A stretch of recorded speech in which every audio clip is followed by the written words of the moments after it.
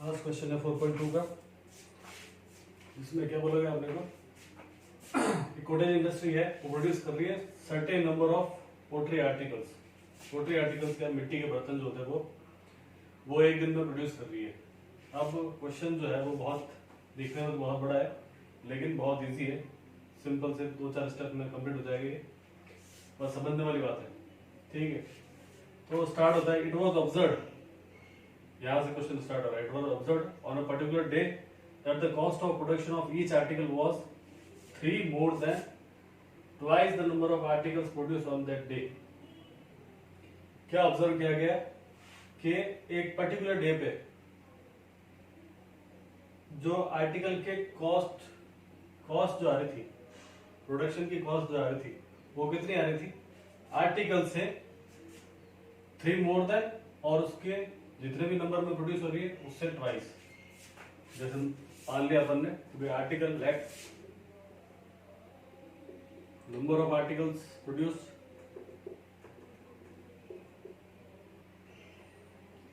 वो आ रहा है x। ठीक है, तो पहले तो एक तो कोई ना कोई चीज अपन को माननी पड़ेगी, कोई ना कोई सपोज करनी पड़ेगी। तो सपोज यही करनी पड़ेगी भाई कि आर्टिकल के रेस्पेक्ट में जब बात हो रही है, बोला क्या है? Cost of production of each article was, किसकी? आर्टिकल की कॉस्ट की बात हो रही है। तो कॉस्ट कब आएगी? जब आर्टिकल मेरे पास में होंगे। आर्टिकल मैंने मान लिया x। अब कॉस्ट ऑफ प्रोडक्शन वो कितना होगा? So cost of production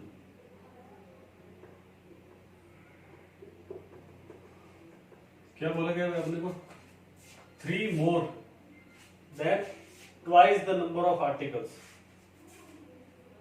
twice और उससे 3 more, 3 more than twice the number of articles। अब आगे, if the total cost of production on that day was ₹90, total cost of production, total cost of production जो है वो दे रखा है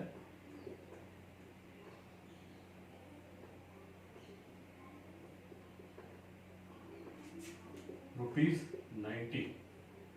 ठीक है, अब मेरे पास में अगर मेरे को टोटल कॉस्ट निकालनी है तो टोटल कॉस्ट कैसे निकालूंगा मैं? कि जितने भी आर्टिकल है, आर्टिकल को उसकी कॉस्ट से मल्टीप्लाई कर दूंगा तो क्या मिल जाएगा? Total cost. ये समझ लो कि 10 पेन है मेरे पास में, और 10 पेन है और हर एक की कॉस्ट ₹5 है। तो क्या करूंगा? 5 into 10, तो टोटल कॉस्ट मिलेगी मेरे को। मतलब एक पेन की cost into 10 pen equals to कितना आएगा टोटल कॉस्ट? यही मैं इधर करूंगा, number of article into cost of production. ये number of article cost of production करने से क्या आएगा? Total cost of production. इधर लिखेंगे अपन total cost of production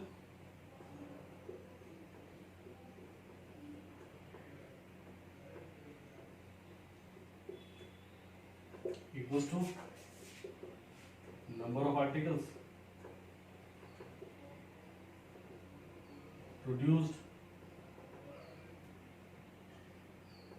into cost of production।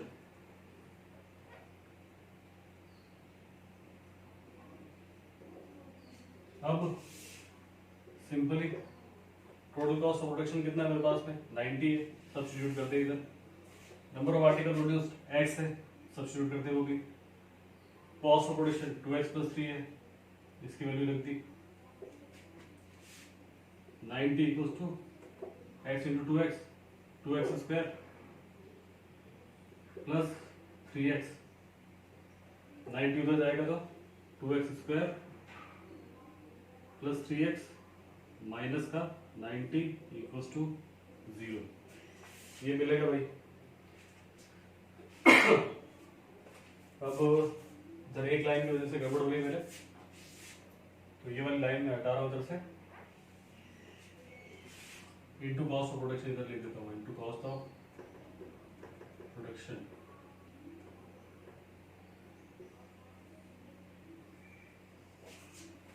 ठीक है, कॉमन इधर कुछ भी नहीं आ रहा। अब इसके फैक्टराइजेशन जब मैं करूंगा, या तो फैक्टराइजेशन से करूं और या फिर जो है वो दराजा के मेथड से करूं। तो फैक्टराइजेशन जब करूंगा मैं तो अपने पास में सिस्टम क्या है, 90 इंटू 2 करूंगा तो क्या मिलेगा,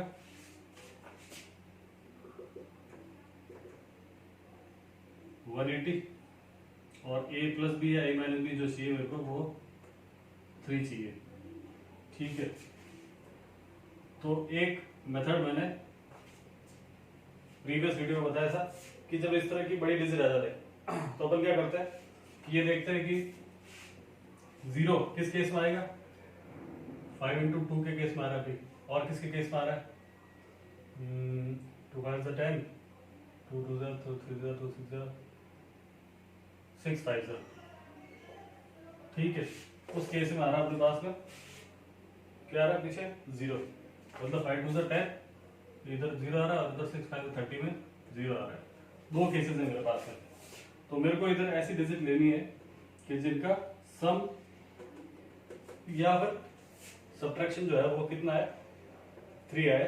और किस तरह से होगी मेरे को, मान लिया मैंने 13 माइनस 10 लिया, 13 माइनस 10 पे तो 3 तो मिल रहा है मेरे को, लेकिन 13 इंटू 10 करूंगा मैं, अच्छा एक केस और आएगा तो 1 इंटू 10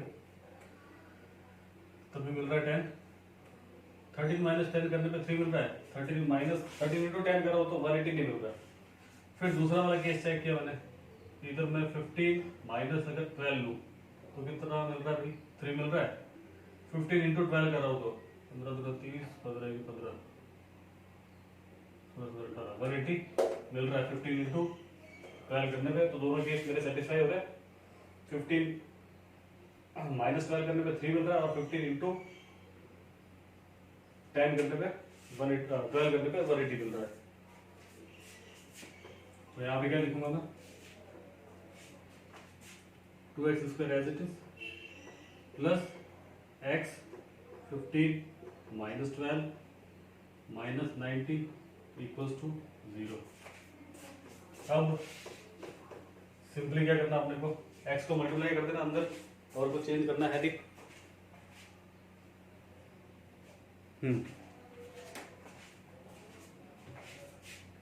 तो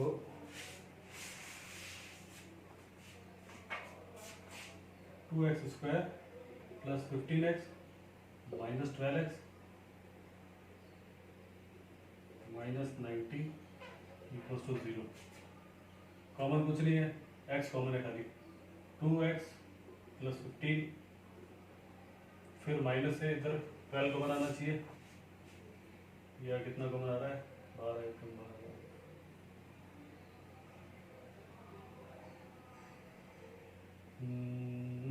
3 4 6 2 12, 6 6 1 6 5 6 कॉमन आ रहा है maximum, x minus sorry 2x इधर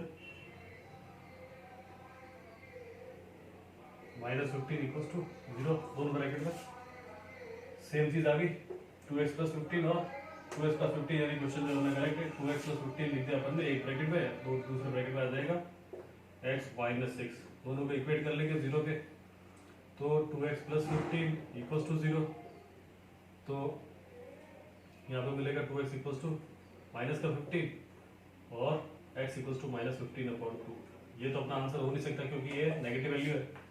x माइनस 6 इक्वल्स टू 0 किया तो x इक्वल्स टू 6, और अपने को क्या पूछा, find the number of article produced, number of article produced आ गया भाई 6, and cost of production, cost of production कितनी होगी 2x प्लस 3 यानी कि 2 इंटू 6 प्लस 3, 2 6 12, 12 प्लस 3 15, ये आ गया अपने कॉस्ट ऑफ प्रोडक्शन।